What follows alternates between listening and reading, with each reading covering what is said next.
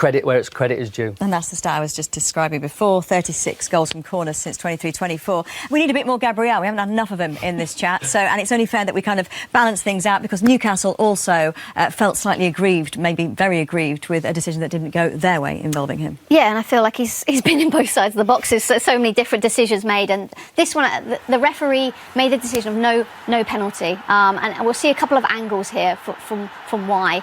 And it's Alanga's having that strike. It's coming off Gabriel onto his arm. This angle's perfect. It's come off Alanga onto his, deflected off his shin onto his arm, which means that is not a penalty. And it's the correct decision from the referee, confirmed and checked by VAR, that's deflected off Gabriel's shin onto his arm. Therefore, it can't be a penalty. And a really big weekend for them. You know, driving, as you described there, Joe, to get that win. Yep. And of course, with Liverpool losing as well, it turned out to be, you know, how points can suddenly kind of switch in a table. A really big win, didn't it? Yeah, it was like the Ryder Cup, wasn't it? 1 minute Liverpool were romping away. Late goal at Crystal Palace yesterday. Arsenal 1-0 down, but they kept fighting. And I've got to credit the players. As a fellow ex-professional, I think Arsenal's mentality from the players on the field is exceptional, and they keep pushing. Have you been watching? Good evening. Just the 2 games on Match of the Day tonight, but they're 2 good ones. Arsenal versus Newcastle and Aston Villa against Fulham. And there's 2 good ones in the studio as well, Joe Hart and Ian Wright. It's been a difficult start to the season for Eddie Howe's Newcastle, with the loss of Alexander Isak and only 1 win in the Premier League. High-flying Arsenal were the visitors to St James's Park, looking to keep up the... You know, clearly you did deserve to win the game, but deserving it and actually doing it, sometimes 2 different things. Yes, and to do it in the manner that we've done it, wow, what a feeling. Football is about emotion and going through things, and today we had a beautiful one at the end of the match. Thanks God. Eddie, tough to take, obviously, to lose the game in that fashion, as you did, of course, with Liverpool here as well, in another sort of frantic ending. Yeah, it's not lost on me. You know, 2 really late goals here at home. That it's the worst way to lose. The pain you feel is as intense that you can get in football management, I think. So, yeah, I think we have to reflect and acknowledge today that we weren't at our best, and take responsibility for that. I think you scored from the 11th corner of the game and the 12th corner of the game, which just goes to show, you know, I mean, Arsenal and corners, it keeps happening. Yeah, that shows a lot, and not only set pieces strategy, but also mentality.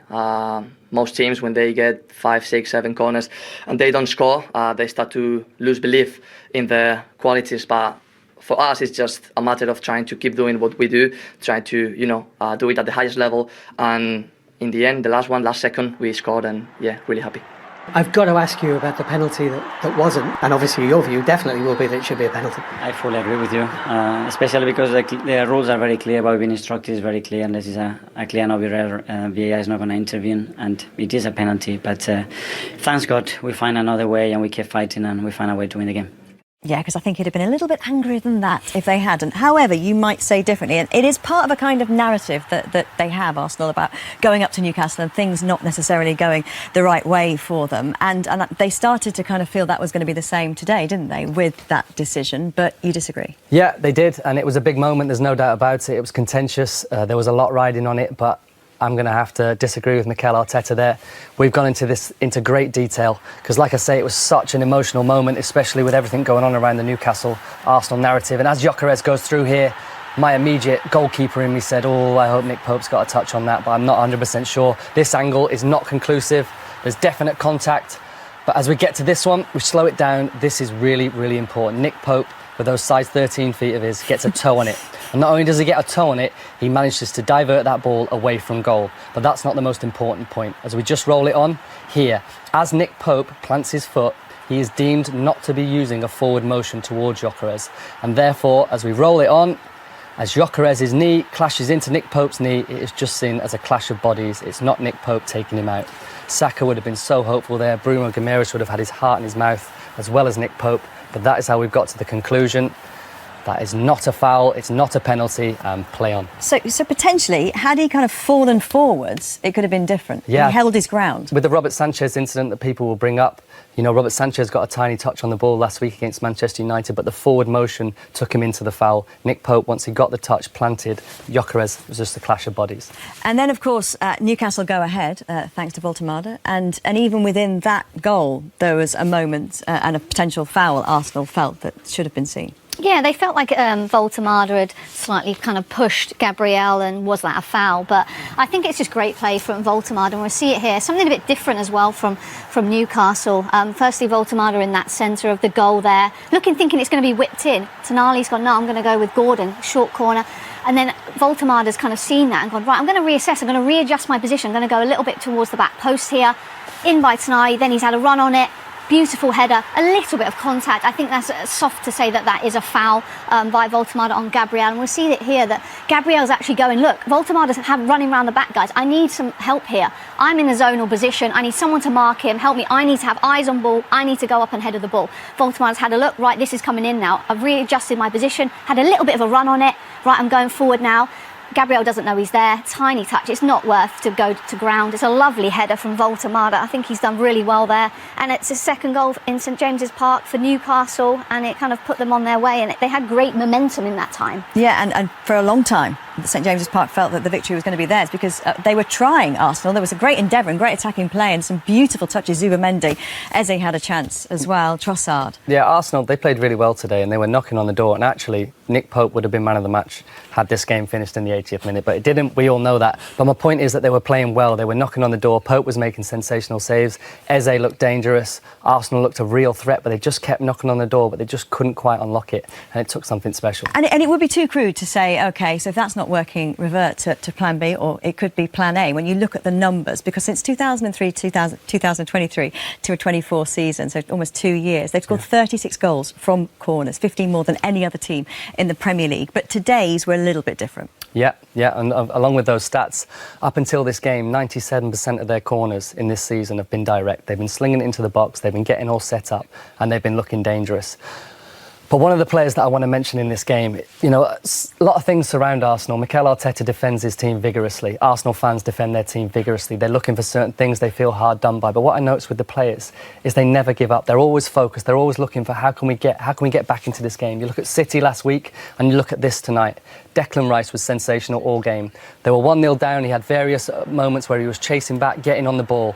Now, like I said, 97%. So the instruction from the side is set up and get that ball into some dangerous areas. But Declan Rice has gone, do you know what? I can see Newcastle napping. They've got used to the fact that we're slinging balls in. We can set up against it. And he's locked eyes with Eberiche Eze, who's actually not looking because he thinks, also, we've got Trossard there. We've got everyone thinking that it's more than likely this ball's going to get slung in and we'll get set up. Declan Rice has gone, no, I've seen something different. Moreno, picking his nose there, he still not even knows what's going on. He can't believe a short corner's happening, but it's happened. Beautiful. Top players react. Odegaard reacts. Declan Rice, beautiful ball in. And Moreno, that is a sensational header. Honestly, I can't stress how delicate that is. He scored some big goals last year when they asked him to play up front. Beautiful header. Like I say, Nick Pope was an immovable object today. Absolutely perfect in the corner. And that is an Arsenal player saying, no, 1-0's not enough. Get up the other end, get the ball back, it's showtime. A little glance at the dugout to say, sorry I took the short corner, but deal with it. It was a big moment. Let's get back in this game. Now, I talk about Arsenal wanting to win the game. Nick Pope, good claim, dominant claim, and he's seen that Arsenal are struggling. They're slinging bodies forward. You look at the Arsenal dugout, they know immediately this is danger. Premier League goalkeeper, getting it in his hands there. Eze on the back foot. Elanga's got the pace to burn. Worst case scenario, Nick Pope would have thought is I'll get it over the top. Eze might head it out for a throw-in. Best case, I've got Elanga in. Turns out neither of those are the case. It's a terrible kick, shanked it into midfield.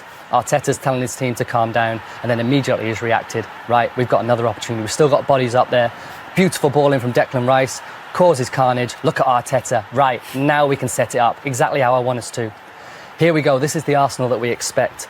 Bodies everywhere, Saliba lurking, and Gabriel one-on-one with Dan Burn, and he's saying, get it into that near post area, and I'm going to make something happen. And fair play to him today. There was loads going on in Gabriel's game. There seems to always be something going on in Gabriel's game, but a massive header for his team. But do not underestimate William Saliba. Nick Pope, top dominant keeper, one of the best keepers in the league, in fact, with crosses. But at this moment in time, he's locked in on the corner. That's where he's focusing. Where is that corner coming? And Saliba, blindside. 6'4", probably close to 100 kilos. Just as the ball comes in, he goes, get past me if you can. Nick Pope, dying to be a good teammate, dying to be a top keeper, come and get it. But he's just been blindsided, the strength isn't there, he's stuck in no man's land.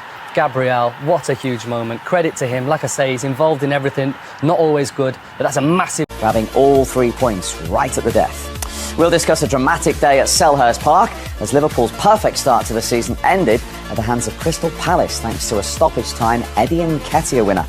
And we'll analyse another miserable day for Ruben Amorim as Manchester United fell to another defeat, this time away at Brentford. And joining me to go through all of that, we have Shay Gibbon and Ian Wright. Good to see you, gentlemen. And we will start with these two former clubs going head-to-head at St James's Park. It's not been a fixture that has been good to Arsenal. They've lost 4 of the previous 5, but they put that right. And this was a big talking point, Righty, in the first half when Arsenal on field were awarded a penalty. Yeah, I thought when you saw it was a penalty. Obviously, they didn't give it in the end, saying that he got a touch to it. But I don't know how much he was trying to get a touch on it.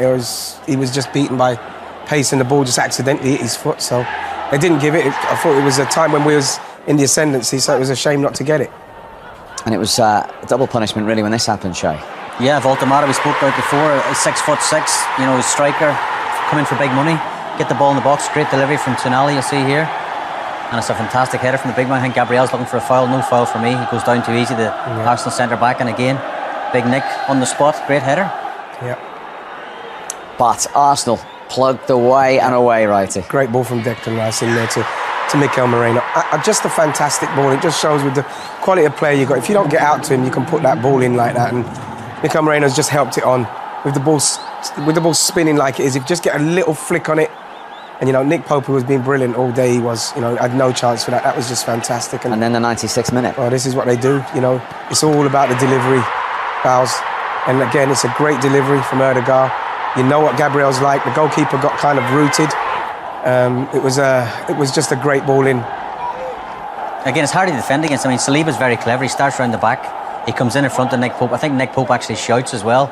And maybe Dan Burn tries to block the guy in front of him to clear the way for Nick Pope. But what he doesn't know, Dan Burn behind him, is Saliba's blocking off Pope as well.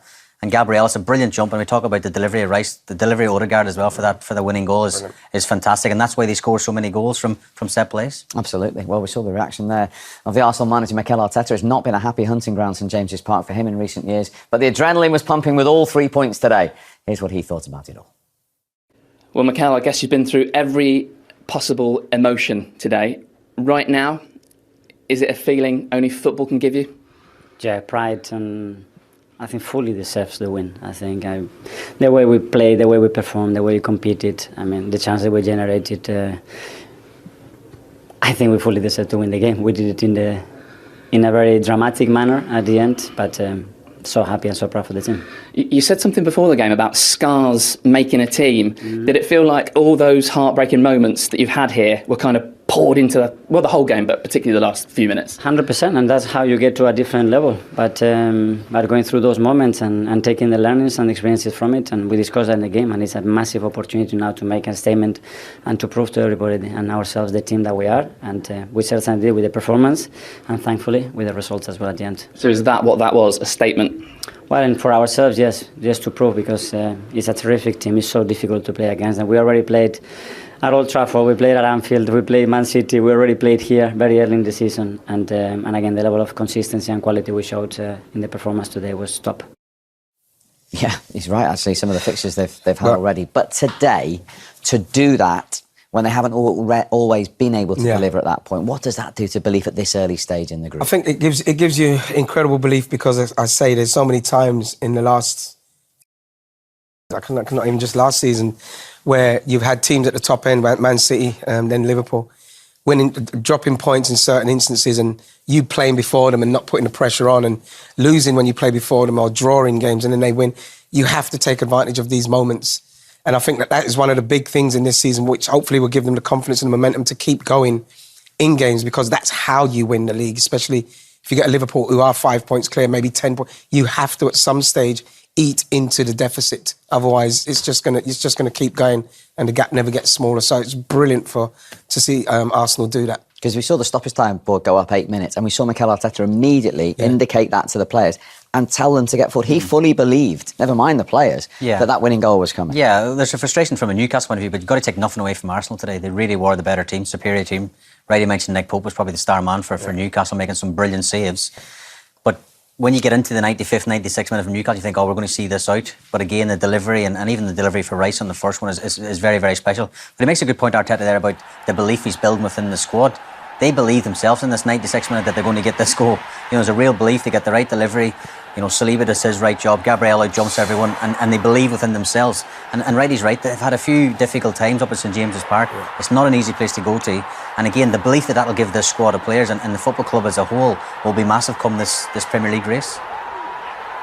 You talk about the determination as well, Steve. Just see where he went from to get into a ruck of players to then jump and get that header in is exactly what we're going to need if we're going to try and take this all the way. Yeah, because we've seen Liverpool already this season get late winners to make a difference to their points tally. So Arsenal have to produce that in that moment. He's had a bit of stick, Arteta, as well, going to Liverpool, maybe not playing, Eze and co. There's always selection thing. People say he should have done this, should have done that. Had a bit of stick last week against Man City, could have been more offensive. But again, he's got a belief in what team he picks, who he plays, where and when. And again, the biggest problem we have this year is picking 11 players, because the squad of players that he has built and the hierarchy, you've got to give them credit as well. They've backed him, they've supported him, and now you could arguably say they're one of the best squads in Europe, both for the Premier League and the Champions League. They've got an unbelievable squad and a team of players to choose from. I think it's important as well, Shay, you'll know as well, you have to everybody has to buy into the fact that 11's going to play and you've got a role to play off the bench. I think that hopefully the way the season starts, we've seen people come off the bench and make a massive difference, and that is how you win the league. Everybody knows that, listen, I might not start, but I'm going to get my time and I'm going to be a part of it. I'm going to make sure I play my part. And in Martinelli's case, I mean, Champions League goal, a crucial goal against City, and he still didn't start. I mean, that's what you've got to buy into. And then you've got to, because when you come on, you've just got to come on and show, well, I make sure that he puts me on in every game. I'm not going to come on and sulk my way through five minutes, whatever it is. I'm going to play. Now, as a former set-piece coach in the Championship, you didn't appreciate today's set-piece in the 96th minute with your Newcastle hat on, of course, but you will appreciate these numbers in just 2 and a bit seasons in terms of goals from corners alone, never mind set plays. Look at that, 36, and then the drop-off to the next best, Spurs and Chelsea, 21. I mean, people talk about fine margins at the top of the Premier League. That's a huge different margin in terms of that area. Yeah, I agree. It's a big margin, that, and I'm surprised that gap's that big. I'm not surprised Arsenal at the top, but I'm surprised there's that many goals between the teams below them. But there's so much, when you are setting up a set play thing, there's so many different things you have to do. One's got to block the keeper, one's got to run around the side, like, even the Declan Rice in the first goal, got to come out short, drag them out of the spaces. Every single player has to buy into what you do as a set play coach. And if one player switches off, or even one of the subs coming off, if he doesn't get the right message on the iPad before he comes on, and he doesn't do what he's that doesn't happen. Them numbers don't happen. Every single player has to buy into it. And I think the NFL people in American football, it's such a big moment in the game, such key. You've got an advantage of the opposition, and if everyone does their job and you get the right delivery. Now, sometimes I question why Declan Rice is taking set play, because he's 6'3". Well, it didn't happen until January of his first season, did it? But I question, even still a question because of his height. But then when you see the delivery right for that first goal, it's a phenomenal delivery, and you wonder, can anyone else hit this ball on the spot? Rosen first time into that's a brilliant ball. That's nearly undefendable. To be honest, it's coming at just the perfect height. And what you need the forward to be coming forward, because he's got to come forward, because otherwise it's coming in so low, Steve, that the defender should be able to clear it. But you've got to just get that little half a yard in front of him to get any touch on it, and then hopefully it just sneaks in the bottom there. But again, it just comes down to the ball that's gone into the box there. And does that plant in the opposition's mind as well? For Newcastle to concede a corner to, I don't know, Burnley, they think, right, we've got to concentrate here. But then today, this is Arsenal. They've got 35 goals in the last 2 seasons from this situation. Well, you would think so. It's red alert when they get a corner or a set play, anything. You have to be really on cue, and no one can afford to switch off. And the frustrating thing about that goal, even that goal, it's nearly undefendable, because they didn't do a lot wrong, Newcastle, if I'm being brutally honest. It's great movement in the box and the delivery. And as right says, if there's more height than that, Botman comes and heads it clear. But it's just low and whipped, and all he has to do is just help it on. Marino, and it's a brilliant header. And it's a huge area where Arsenal continue to dominate and make the difference in these Premier League games. You know what would be good, Steve, is if through the season, if we are going to take advantage of those set pieces, they're for winning goals like that. For winning goals, because there's so many times where we've had set pieces like that in games where they've saved us. Hopefully this season we can be taking full advantage of the set pieces, and they're games that win us games. Because at the start of the season, when we saw the start of our fixtures, everybody's saying, "Whoa, that's a really tough start." I think everybody would be happy with the first 4 or 5 games and the way the results have gone right now. Absolutely. And 7 of Arsenal's goals already this season have come from set pieces alone. One man who wouldn't have appreciated that corner goal, the Newcastle manager. Here he is, Eddie Howe. Well, Eddie, obviously the toughest possible way to lose. What did you make of the game over the piece? I thought we tried. We gave everything to the game. It was a really physical game. I think you could see that I don't think we're at our best today, being totally honest. I thought Arsenal played very well. We had our chances in the game, and obviously we took the lead, and we were desperate to try and hang on to that lead. Nick made some good saves for us. But it wasn't to be with the set plays at the end are disappointing. Okay. Where were you short then? You said you weren't at your best. Yeah, I don't know. Early on in the game, I didn't feel physically we looked at our very best today. I think we looked a little bit jaded. But we took the lead, and sometimes you're going to have days, especially with the schedule we've got this season, where you're not maybe at your physical best, but you have to still find a way to win, and it looked like we were on course to do that. I thought Odegaard's introduction changed it for them. I thought he made a difference for them and started to penetrate our lines more. And then, the set plays. We know they're a good set play team. And I felt we defended them pretty well all day until the end. Is that the best version of them that you've faced? Obviously, you've faced them quite a bit in recent seasons. Yeah, well, I think that they're always a threat. They've got good players. But I just, I have to look at us and our players, and I don't feel we hit our best levels individually. Yeah. He's quite honest there, Shay. Did you feel that, and if so, why? Yeah, I think he is honest, and I think that's what you get with Eddie, is honesty, and his players will get the same message. I don't understand why, actually, because League Cup middle of the week there, he rested a few of the starters, and a few of the squad players started in that game. But again, he's right. This season's different because every 3 or 4 days, got Champions League, Premier League, League Cup. They've got to defend that from winning it last year. So I don't know. I don't know. Just Arsenal were really good today, really powerful, really good on the ball. But again, it's the physicality that worried me when he said that, and he's right. Newcastle did look off, and Bruno Guimaraes looked a bit leggy today in midfield, and just other players weren't getting to balls. And Arsenal can do that, don't get me wrong. They're a brilliant team. They can pass you off the pitch, and sometimes you feel like you're chasing shadows when you play the top teams. But it is a slight concern that they'll have to do that every 3 or 4 days, and didn't do that today. Yeah, and they've won just once in 8 Premier League games now. That was that one winner for Voltemada against Wolves. A couple of draws in there as well, and of course that 0-0 one at Bournemouth last time, a League Cup win in the week. But it's going to be a period of transition, he said himself last weekend. But it's a worrying look at those results, really, isn't it? Well, the obvious one would be to lose your best player in Alexander Isak. It was a tough summer because it was speculation right down to the deadline day. To lose a player of that quality, I think any club in world football would like to sign him. But the other side of the coin is Newcastle United would like to have kept him as well, because the goals he brings, what he does.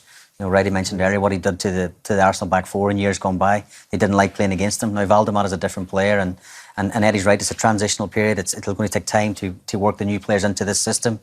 But again, that doesn't look good viewing. 1 win in the Premier League this season, and there will be worrying things. Especially it wasn't like they're unlucky today, and they're unlucky because it was a late winner. But at the same time, looking at the game and the cold light of day tomorrow and the day after, Arsenal were the better team today and deserved the victory. And he's had the frustration, of course. He got Johan Visser in right on the deadline, so he had 2 strikers that he wanted. He went away on international duty, and he's come back injured.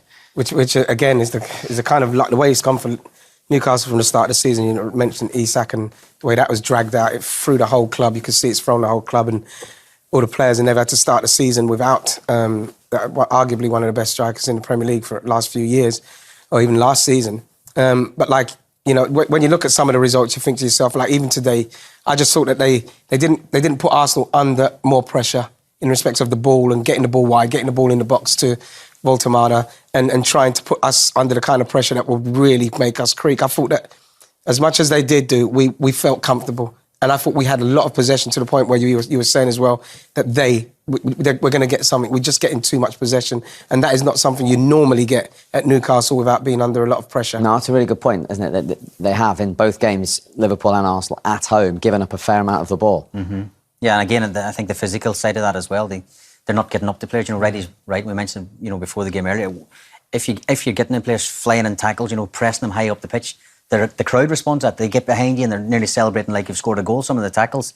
But if Arsenal, if 1 or 2 players aren't getting to the press, and Arsenal and Liverpool and teams like that, the top teams, can play through you get very open. Yeah. And again, then you don't have much to the ball. So what you do, you find yourself retreating to the edge of the box, and then they were in a back 5, I think it was nearly 2 banks of 5, trying to see out the draw in the end, but they just couldn't hold on. Do you have concerns, medium, short term here for Newcastle? No, I don't actually. Simply because once they do get themselves going, I think Voltemada, if they can use him, he looks very good linking. You know, if you can get the people going behind him, whether it's Gordon, whether it's Murphy, whoever it's going to be, Alanga, I believe that they've got more than enough to cause teams problems, not even just on the counter-attack. You've got people like Tonali who can really play, you know, same with Guimaraes and the physicality of Joe Linton. There's everything in that team for them to progress and do well. It's just been unlucky. They've played the top boys at the moment, and they got punished today, and they got punished against Liverpool.